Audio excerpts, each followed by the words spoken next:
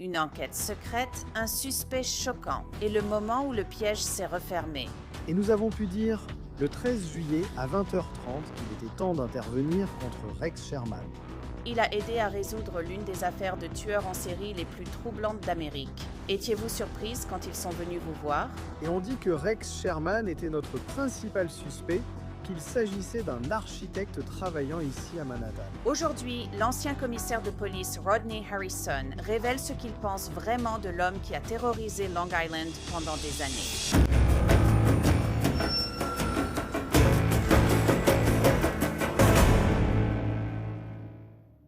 Vous savez, avant que nous entrions dans cette affaire incroyablement horrible des meurtres en série de Gilgo Beach, je veux vous parler d'une application que j'utilise et que j'aime beaucoup. Elle s'appelle Upside. Upside vous offre du cashback sur vos achats quotidiens comme l'essence, les courses et les plats à emporter. Il suffit de télécharger l'application gratuitement. Vous sélectionnez une offre dans l'un de leurs plus de 100 000 points de vente et vous payez normalement avec votre carte de crédit. Ensuite, vous vérifiez l'achat et voilà, vous récupérez de l'argent. Si j'ai besoin de faire le plein ou de commander à emporter, je consulte d'abord les offres sur Upside. Après avoir dépensé, l'argent apparaît dans l'application et je peux le transférer sur mon compte bancaire. Les utilisateurs fréquents d'Upside gagnent en moyenne 254 $ de cashback par an, ce qui est incroyable. Pour commencer à recevoir votre cashback, cliquez sur le lien dans la description ou scannez le code QR que vous voyez à l'écran et utilisez notre code promo CrimeFix pour obtenir un bonus supplémentaire de 25 centimes par gallon sur votre premier plein d'essence. Je suis Anne-Jeannette Lévy et voici une édition spéciale de Crime Fix depuis Midtown Manhattan. Je me tiens à l'angle de la 5e avenue et de la 36e rue Est. C'est dans ce quartier que Rex Heuermann, le tueur en série de Gilgo Beach, a été arrêté il y a près de 3 ans pour ses meurtres horribles. Il a commencé à tuer en 1993 alors qu'il avait 29 ans maintenant. Il a 57 ou 58 ans. Il pensait probablement qu'il s'en était encore tiré. Et que nous arrivions de nulle part, que nous l'attrapions dans son bureau, à seulement quelques mètres de son bureau alors qu'il rentrait chez lui, ça a dû le surprendre, je pense. L'ancien commissaire de police du comté de Suffolk, Rodney Harrison, a aidé à former la Task Force de Gilgo Beach, ce qui a permis d'identifier Rex Heuermann comme principal suspect dans les meurtres. C'était le 13 juillet 2023 lorsque Heuermann quittait le travail comme il le faisait habituellement. Il marchait sur la 5e avenue, près de la 36e rue, lorsque les forces de l'ordre sont intervenues. Aujourd'hui, près de 3 ans plus tard, Heuermann a plaidé coupable des meurtres de 7 femmes. La première, Sandra Castilla. En novembre 1993, Valérie Mack a été tuée en 2000, Jessica Taylor en 2003. Ensuite, Maureen Brainerd Barnes a été assassinée en 2007. 2 ans plus tard, en 2009, Melissa Bartholomew a disparu. Megan Waterman est morte en juin 2010. Et quelques mois après cela, Amber Lynn Costello a disparu en septembre 2010. Wehrmann a avoué le meurtre d'une 8e femme, Karen Vergata, en 1996, mais il n'a pas plaidé coupable dans sa mort. Certains pensaient que les meurtres ne seraient peut-être jamais élucidés. Les corps des 4 victimes de Gilgo, Maureen Brainerd Barnes, Megan Waterman, Amber Costello et Melissa Bartholomew, ont été découverts le long d'Ocean Parkway près de la plage de Gilgo en décembre 2010. La découverte macabre de 4 prostituées de petite taille a bouleversé Long Island et mené à l'une des enquêtes sur des tueurs en série les plus longues et intenses de l'histoire de New York. L'enquête a rapidement progressé au début, les enquêteurs ayant découvert des signaux de téléphone portable provenant de Massapequa Park à Long Island et de Midtown Manhattan. Mais en 2012, un nouveau chef de la police, James Burke, a pris ses fonctions et l'élan de l'enquête a semblé s'essouffler. Les fédéraux ont été écartés et l'affaire du tueur en série de Gilgo Beach a semblé s'enliser. Puis Rodney Harrison a été nommé commissaire de police du comté de Suffolk à la fin de l'année 2020. Au même moment, Ray Tierney a remporté l'élection du procureur du comté de Suffolk. Et l'année suivante, la Task Force de Gilgo Beach a vu le jour. Donc quand j'ai contacté le FBI, nous avions quelques inquiétudes. Et j'ai dit, écoutez, nous lançons cette task force. Le bureau du procureur travaille avec nous. La police de l'État travaille avec nous. Nous aimerions voir si vous pourriez peut-être nous aider. Et je comprends qu'il y a eu des frustrations par le passé. Et ils m'ont dit, absolument pas. Nous ne travaillons pas avec vous ni avec vos enquêteurs là-bas parce qu'ils ont été mis à l'écart par le passé. Ils n'ont pas eu accès à l'affaire ni aux démarches d'enquête qui ont été effectuées. C'est une situation assez courante où les enquêteurs ne veulent pas d'aide extérieure. Ils pensent pouvoir gérer les enquêtes eux-mêmes. Mais le service de police du comté de Suffolk n'a pas forcément les meilleures ressources ni les meilleures bases de données. Et c'est pourquoi le FBI, selon moi, aurait été extrêmement utile, ce qui s'est avéré être le cas. Donc j'ai dû lui expliquer en quelque sorte que dorénavant, il n'aurait plus de problème. Et si jamais il en avait, je suis là maintenant. Étant un peu un outsider, je n'avais aucune allégeance et je n'avais pas à essayer de plaire à qui que ce soit. Un autre problème que j'avais anticipé, c'est que si le FBI devait entrer dans le bureau où se trouvaient les enquêteurs du comté de Suffolk, ils auraient probablement ressenti une certaine tension s'ils avaient dû intervenir là-bas. Donc la stratégie était la suivante. Créer un bureau où il pourrait être isolé, désigné à part. Faire venir quelques enquêteurs de l'équipe des homicides du comté de Suffolk. Faites venir des gens de la police d'État. Ils ont fourni une enquêtrice qui était phénoménale.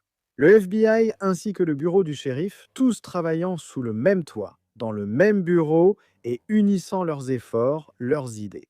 Excusez-moi, pour examiner de près les erreurs qui ont été commises au début de l'enquête et ce que nous devons faire à l'avenir.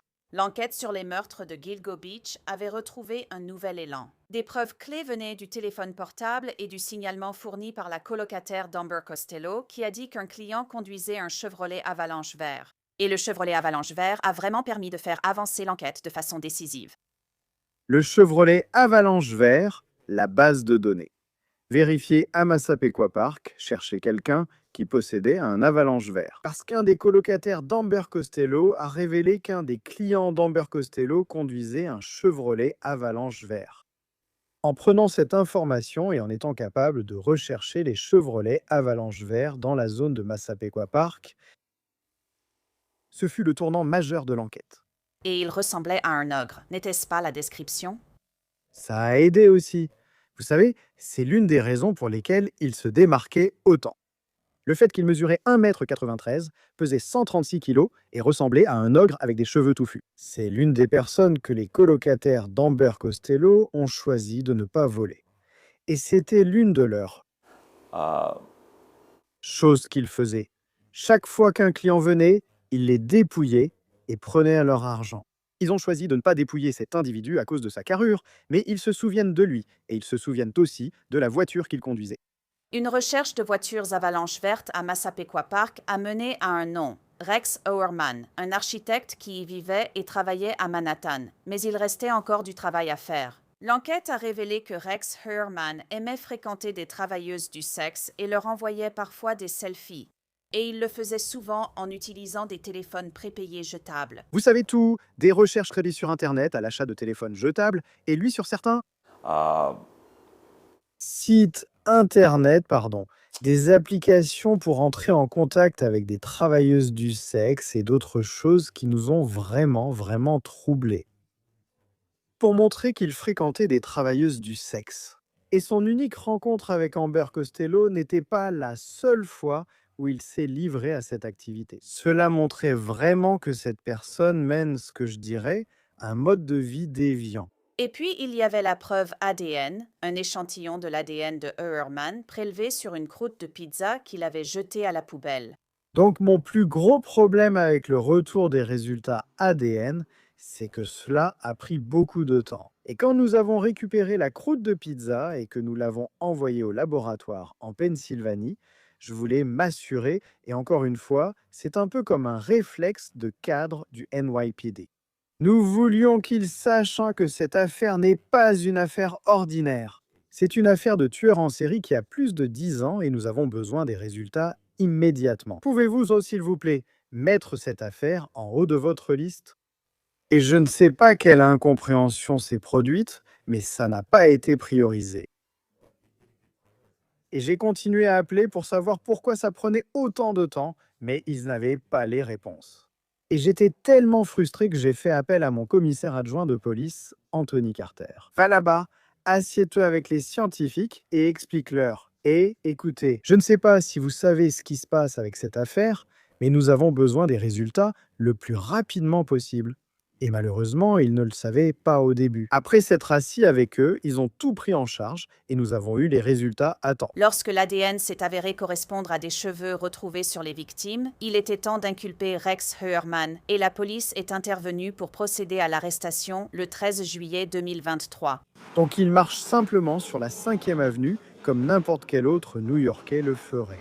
En quittant le travail, vous jugez que c'est une question de sécurité et l'interpeller dans la rue, car arrêter quelqu'un dans son bureau pourrait être risqué. Il pourrait y avoir une arme ou d'autres personnes mises en danger. Eh bien, l'une de mes préoccupations, après avoir passé 30 ans dans les forces de l'ordre et sachant que quelqu'un avait, à l'époque, 97 armes enregistrées à son nom, ma plus grande inquiétude était, si nous l'interpellons, est-ce que cela pourrait dégénérer en fusillade ? Donc j'avais effectivement des inquiétudes. Est-ce qu'il porte une arme ? Y avait-il une arme dans le sac ? Vous savez, c'est un grand gaillard. Est-ce qu'il allait résister et déclencher une grosse fusillade ? Donc, il y avait certaines inquiétudes, mais en discutant avec les hommes et les femmes affectés à la task force, ils pensaient que c'était la meilleure stratégie. Travailler avec Ray Tierney, s'assurer que, vous savez, on essaie d'avoir l'occasion de lui parler, voir s'il serait prêt à partager des informations, c'est la raison pour laquelle nous l'avons enfermé ici. Et la stratégie était de le transporter à Yaphank, Long Island, pour voir s'il serait prêt à coopérer. Mais il ne l'a pas fait. Cela vous a-t-il surpris qu'il refuse de parler et demande un avocat ? Je ne suis pas sûr que le mot soit surprise. Je dirais ceci. Savoir qu'il ne voulait rien dire, c'est typique des personnes qui commettent des crimes et demandent un avocat. Donc le fait qu'il demande un avocat n'est pas vraiment un choc pour moi. Encore une fois, sa réaction était un peu inquiétante. Et ça a attiré un peu mon attention parce que, encore une fois, si on t'accuse des meurtres des femmes d'Ocean Parkway et que ta seule réponse ou réaction est « je veux un avocat », je ne sais pas. Franchement, quand j'ai entendu cette information, ça m'a vraiment inquiété. Rex Heuermann a été inculpé pour plusieurs meurtres. Rodney, c'est la première fois que tu viens ici, à l'endroit où Rex Heuermann a été arrêté il y a presque 3 ans. Alors, qu'est-ce que ça te fait d'être ici, à l'endroit où tes agents l'ont arrêté ? Eh bien, écoute, je n'ai pas vraiment de sentiment particulier à être ici en ce moment. Je sais juste que les hommes et les femmes affectés à la task force ont vraiment fait un excellent travail. Ils ont surveillé ses déplacements, veillé à ce que nous recueillions des preuves pour les relier au corps découvert sur Ocean Parkway. Et puis, félicitations à Ray Turner qui a su prendre une décision et agir le jour même en choisissant où et quand nous allions procéder à son arrestation. Donc c'était un bel effort d'équipe des forces de l'ordre du comté de Suffolk qui a permis que cet endroit soit celui où nous avons pu retirer cet individu horrible de la circulation. Avez-vous été surprise quand ils sont venus vous dire que Rex Heuermann était leur principal suspect, qu'il s'agissait d'un architecte travaillant ici à Manhattan, que c'était votre homme ? Un homme qui ressemble simplement à un père de famille allant travailler chaque jour dans son cabinet d'architecture. Les tueurs en série existent de tous les profils. Écoute, je n'étais pas forcément dans un état d'esprit où j'assumais automatiquement que Rex Heuermann était notre homme. Je savais qu'il fallait encore beaucoup plus d'enquêtes pour essayer de le relier à la mort de ces femmes. Donc, et ça, c'est la base d'une enquête pour homicide. On ne trouve pas un suspect et on dit automatiquement « voilà, c'est notre homme, il faut maintenant commencer à monter le dossier ». Et qu'est-ce qu'on peut faire pour le relier au décès ? Et c'est soit la technologie, soit la science, soit des personnes prêtes à coopérer. C'est beaucoup de types de preuves différentes qu'on a dû rassembler pour pouvoir dire Hey. « écoutez, Rex Heuermann est notre homme ».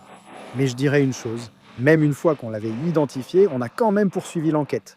Essayer d'obtenir la coopération des gens de différentes manières. Et à mesure que l'affaire avançait, nous avons commencé à observer certaines de ses habitudes, ce qui a renforcé notre position en faisant de lui une personne d'intérêt. Au fil des mois, Heuermann a été accusé du meurtre de plusieurs autres femmes, Maureen Brainer Barnes, Sandra Castilla, Jessica Taylor et Valérie Mack.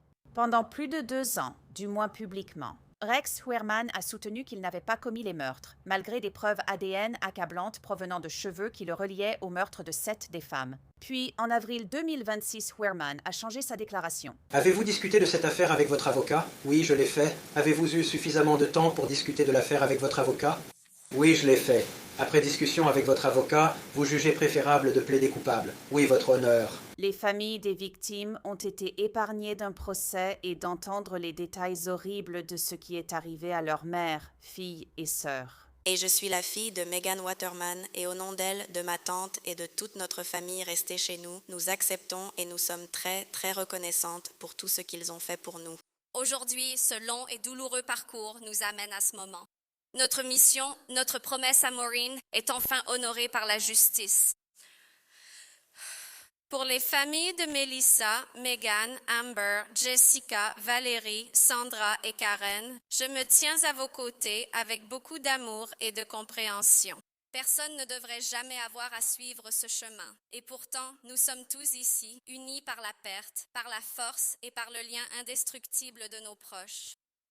Le lien que certaines d'entre nous ont créé est unique, dans le sens où il ne s'est pas formé à partir d'une amitié antérieure ou d'un lien de sang.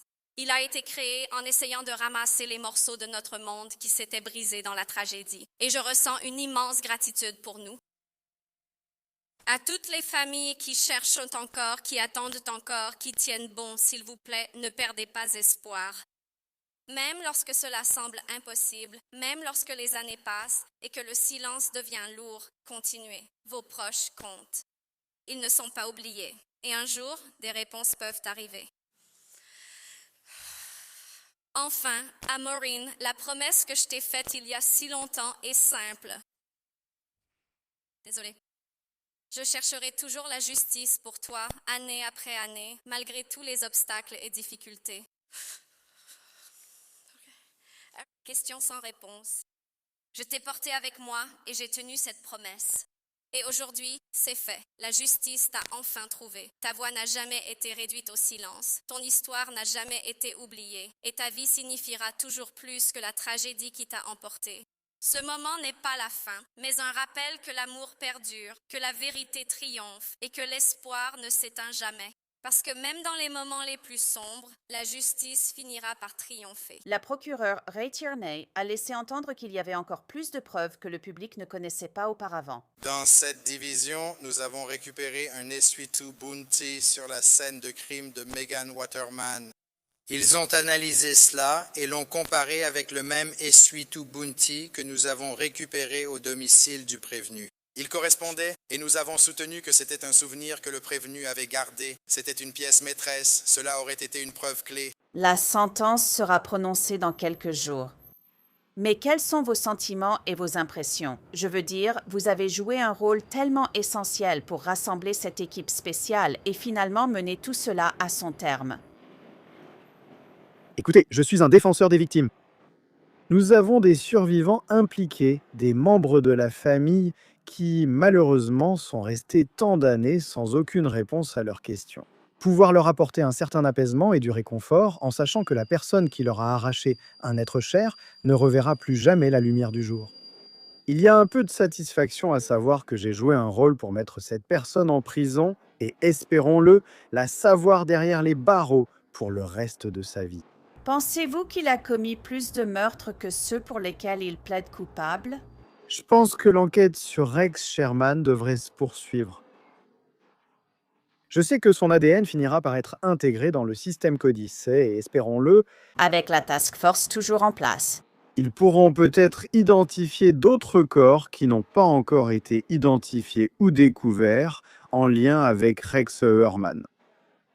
Écoutez, je ne vais pas rester ici à spéculer et dire qu'il y a d'autres corps liés, mais je suis simplement content de voir qu'il va y avoir une enquête continue pour déterminer s'il y a ou non d'autres victimes liées à Rex Herman. Rodney Harrison a écrit un livre sur sa carrière et sur les meurtres de Gilgo Beach. Il s'intitule The Commissioner from Street Cop to Top Cop in the NYPD and the Inside Story of the Hunt for the Gilgo Beach Serial Killer. Et le mercredi 17 juin, Rex Herman sera officiellement condamné pour ces 7 meurtres horribles. Il sera condamné à plusieurs peines de prison à vie consécutive. Il a également, comme je l'ai mentionné, avoué un 8e meurtre, celui de Karen Vergata. Law and Crime nous offriront une couverture complète de cet événement. Je suis Anjanette Levy à Midtown Manhattan. Merci d'avoir suivi cet épisode de Crime Fix. À la prochaine.